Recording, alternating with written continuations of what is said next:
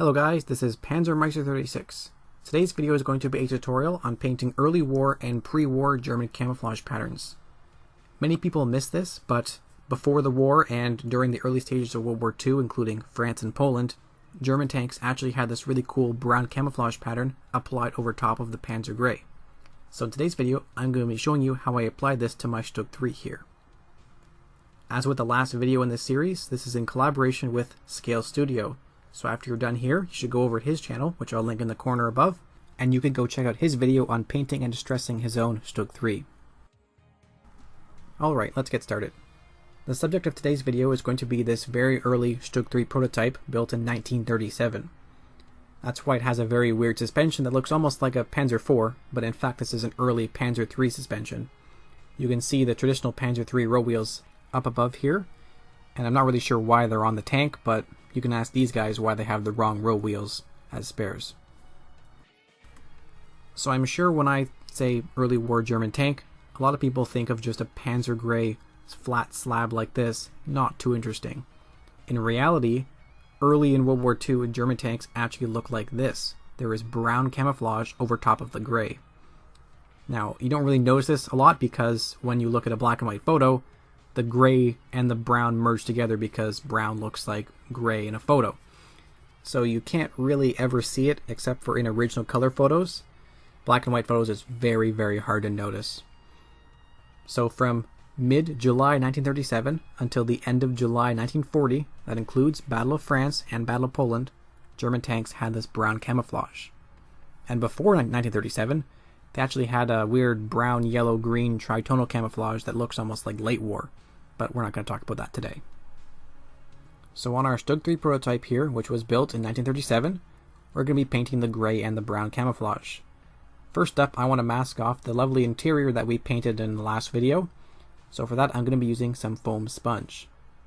This is just foam packing sponge I have on hand that I use for sponge chipping and stuff like that.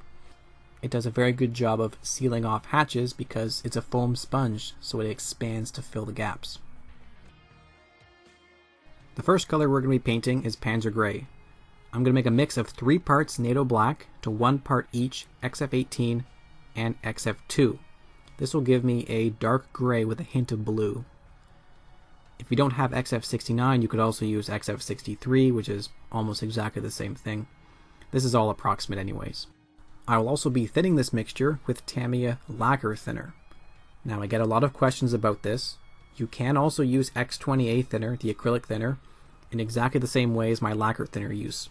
However, I pick lacquer thinner because it makes the paint spray more smoothly and also makes it dry more durably. To spray this mixture, I'm going to pick my double action Badger 105 Patriot, which is my nice rugged brush I use for base painting. It's a very good brush. Here you can see my addition of the 1 part XF18 to my mixture. That's the blue paint. This is my stylistic touch because Panzer Grey isn't really that blue, so I'm doing a little bit of blue in there, just a bit.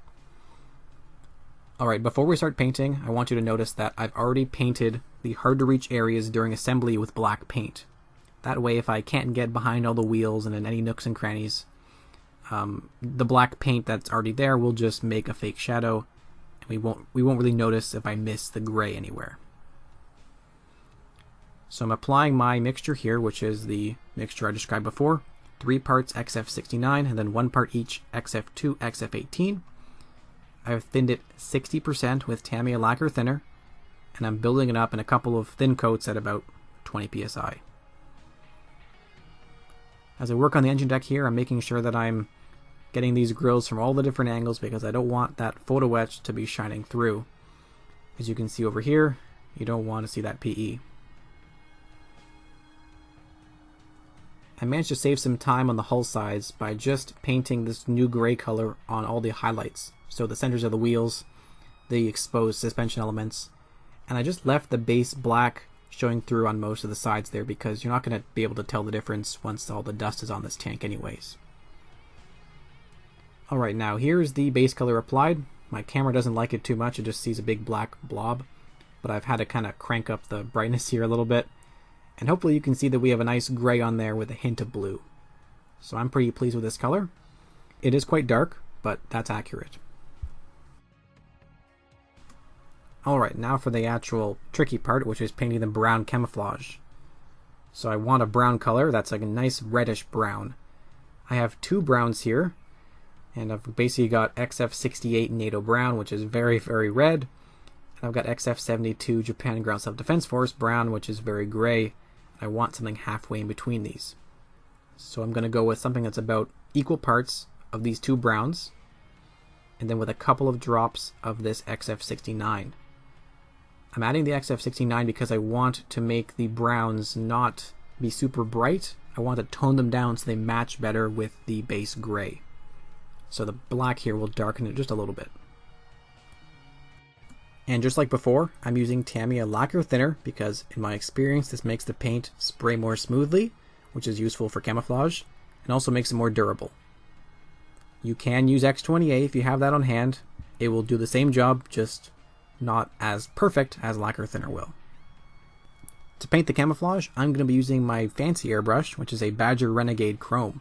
This is more precise and has a much finer needle than my previous airbrush, the Badger 105 Patriot, but you don't need something like this to paint camo. A basic airbrush will do a decent job. Alright, so you can see my black I've added to the browns there. Mix it up, and the result was like a dark chocolatey brown color, which actually came out really nice. So like I said a minute ago, my camera was having some trouble seeing the dark gray model, so I've jacked up the brightness a little bit. Hopefully you can see my camouflage painting here. Basically I've got my mix now thinned 80%, not 60%, and I'm spraying it at about 15-14 psi rather than 20 like before. So with a thinner paint and a lower pressure and a smaller needle on my airbrush, I can paint these lines almost like I'm drawing with like a marker or something like that. You can see I'm basically just going like, whew, and then it makes a nice line. This is sped up about 1.5 times. So I'm basically just painting some lines in where I want the blobs to be, and then I can kind of fill them in.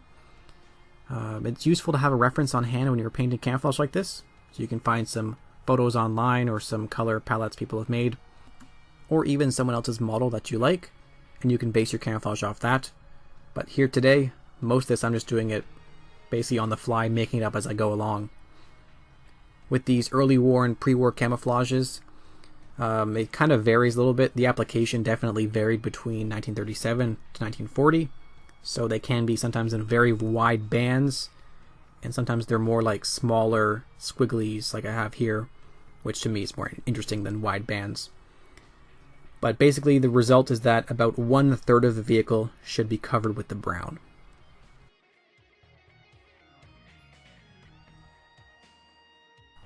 In the top corner here, I'll link a video from the past where I was painting basically as fine lines as this with my Badger 105 Patriot, my basic airbrush.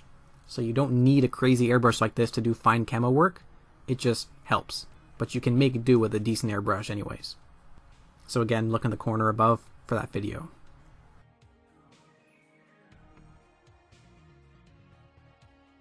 Since I'm lazy and I don't like airbrushing very much, I decided to, right now, just get rid of the track color, and I painted it with the same brown that I used for the camouflage. I'm just freehanding this over most of the tracks.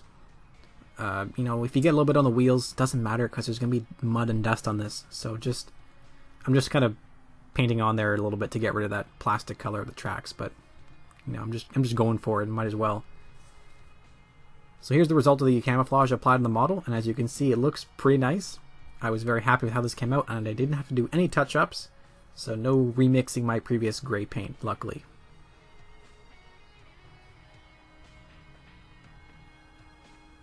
So with the camouflage now applied to our beautiful model, we can now consider if we want to apply a filter. I'm going to talk about this for a little bit here for you guys if you're curious. So on our model here, beside it, I have a couple of filters. They're both blue for Panzer Grey. They're basically the same thing. And I think we should, you know, consider why we might want to apply a filter to the model before we just go ahead and do it. So here's another example of a model. This is a Sturmhaubitze I built a while ago. Painted. It's not weathered yet. But it's a good example of one of the reasons why you might want to apply a filter. So over top of the base yellow, I have a kind of field-applied green and red camouflage pattern. And there is quite a bit of contrast with the base yellow. So for that reason, I might want to apply a yellow filter to this model, And the point of the yellow filter is that since the yellow is very similar to the base yellow, applying the filter over the whole thing will tint the red and the green camo and make it match more with the yellow. So as an example, look at this StuG IV here. You can see here, this is a model where I've applied a filter, and on this one, which has very similar colors, you can see how the green and the brown camouflage areas now blend much more naturally with the yellow, because I applied a yellow filter over the whole thing, which does nothing to the base yellow, but adds a tint to the green and the brown, so everything kind of blends together and looks more natural. That's one reason why you might want to apply a filter, to blend camouflage. Now for another reason why you might want to apply a filter, let's look back in time this video here on the StuG III. Now this model doesn't have any camouflage over top of the base yellow, it's just one color. But I applied a filter of a reddish color onto this model. The reason for that was not to blend camouflage, but was a corrective tint, because I didn't like the base color. I wanted it to look more warm, so I gave it a red-brown filter to basically just tint it to make it more to my liking. So that's the second reason why you might want to apply a filter, to correct the base color. So now looking at our model here, let's consider, do we actually want to waste time applying a filter, or do we just not even need one?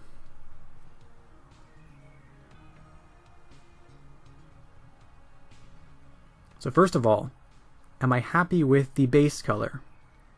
Do I think I need a filter to change the tint of the base color, basically? I don't think so, because when I mixed up my Panzer Grey, I did include a little bit of blue, which is what I wanted, because I wanted the gray to look, a little bit kind of bluey like Panzer Grey might be. But let's say I did not include the blue, and I only included these two colors to make a boring gray. Well, now I could apply the blue filter. So in summary, I think my Panzer Grey is already blue enough, and I do not need to make it more blue with a blue filter. Alright, second reason why I might want a filter would be to blend the camouflage more with the base color. So do I think the camouflage blends naturally with the base color? I would say that yes, it does, and so we don't need a filter. Because when I mixed up my base of the brown here, I also included some of this black. At the time I explained this a little bit, but basically the black here is going to make the brown a little bit more darker and grayer, which will make it naturally blend with the Panzer Grey finish. So if I did not include that, and had only gone with the brown colors, the brown would be much lighter, and it just wouldn't look right next to the base gray. So in that case, we could darken the brown to make it match with the base gray by applying a gray filter. So pretend this is gray, not blue. This is when we would apply the gray filter to correct the camouflage. So for me today, no filters required. I think that the way I mixed up the two colors, the brown and the gray, I think they came out looking just how I wanted them. The Panzer Grey is nice and dark and has just a hint of blue, and my brown color is nice and dark and blends naturally with the dark Panzer Grey finish. So overall, I'm very happy with my camouflage pattern I achieved here today. And I hope you guys picked up some good tips and maybe learned a little bit about, how German tanks were painted 1937 to 1940, I guess. Anyways, I hope you enjoyed the video and, like I said, learned something new. If you have any questions or comments, please feel free to post them below. I always read through them all. And once you're done here, go over to Scale Studios' channel and check out his video on painting his own early StuG III as well. As always, if you can support me on Patreon, it's much appreciated, so please consider that. And I will see you guys next time. Goodbye and happy modeling.